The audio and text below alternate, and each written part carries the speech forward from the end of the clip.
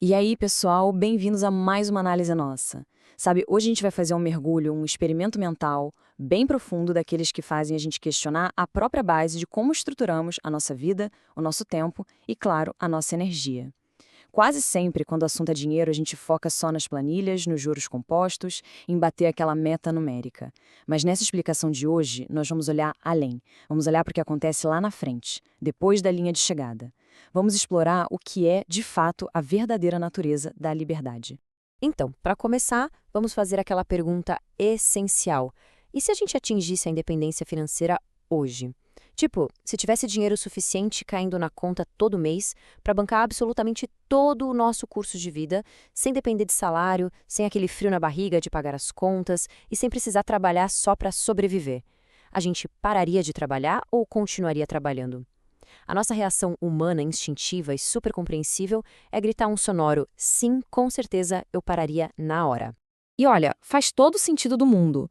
A gente imagina aquele cenário que é o sonho de consumo de qualquer um, né?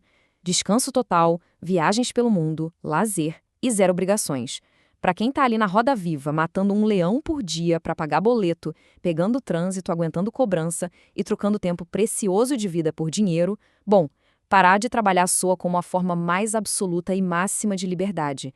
É literalmente o alívio imediato de não precisar mais sobreviver aos trancos e barrancos. Bom, vamos entrar na seção 1, o paradoxo da independência financeira.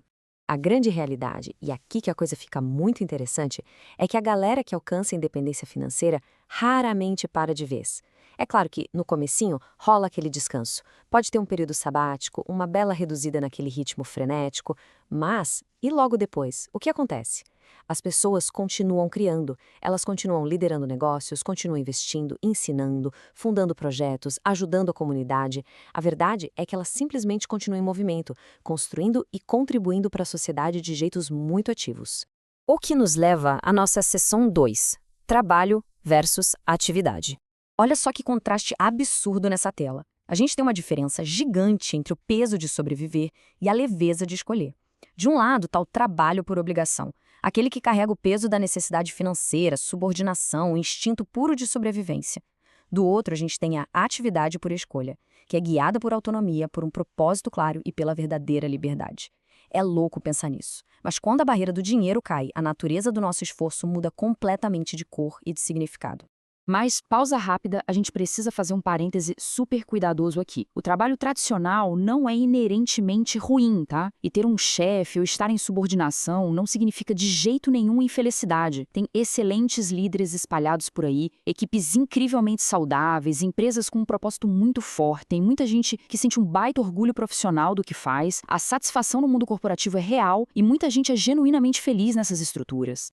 Só que, e esse é o pulo do gato das análises, com a independência financeira total, até mesmo os profissionais mais felizes e realizados vão naturalmente buscar mais liberdade e controle.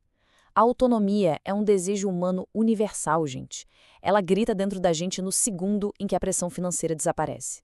Talvez a pessoa até continue na mesma área, amando o que faz, mas com certeza ela escolheria reduzir a carga horária ou talvez focar só na parte criativa do projeto e delegar o resto.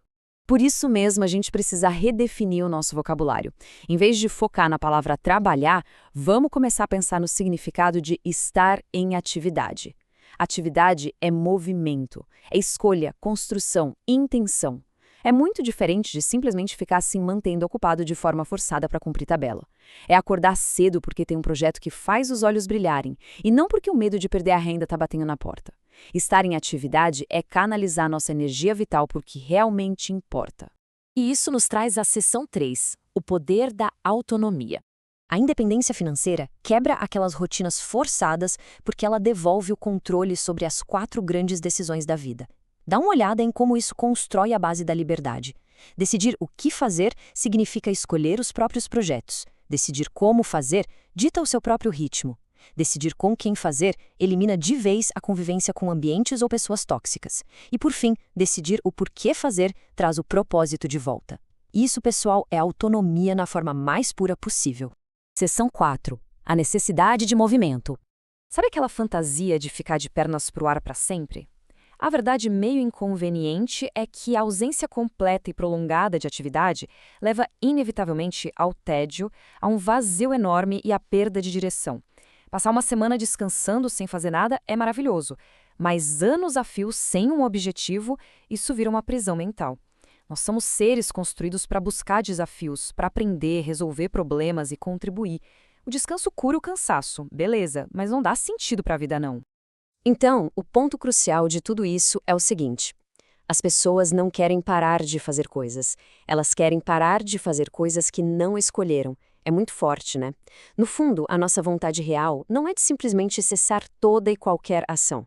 A nossa vontade profunda é de cessar a ação imposta, aquela rotina sem significado que foi ditada por terceiros.